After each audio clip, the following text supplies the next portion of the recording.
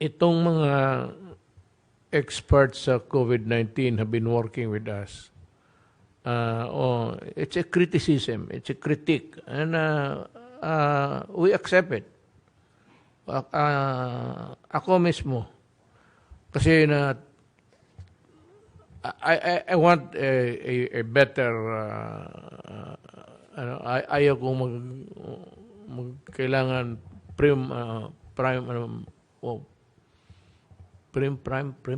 and proper.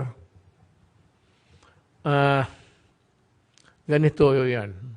Well, we are sorry that we committed the things that you are criticizing us for. We accept responsibility. At ako mismo nagpaturok, well, it's the decision of my doctor. Anyway, it's my life, and kung anong ano nila yung how would yung concerns nila about others following. Just before this meeting started, I had a talk with the ambassador.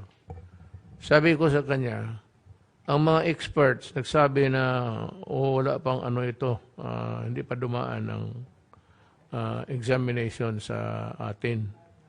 Ang binigay na ang compassionate use, which is really illegal excuse to have the compassionate use.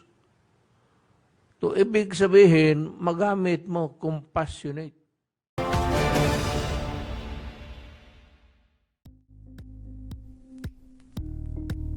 Thank you for watching Politico TV. Please like and subscribe to our channel for more videos.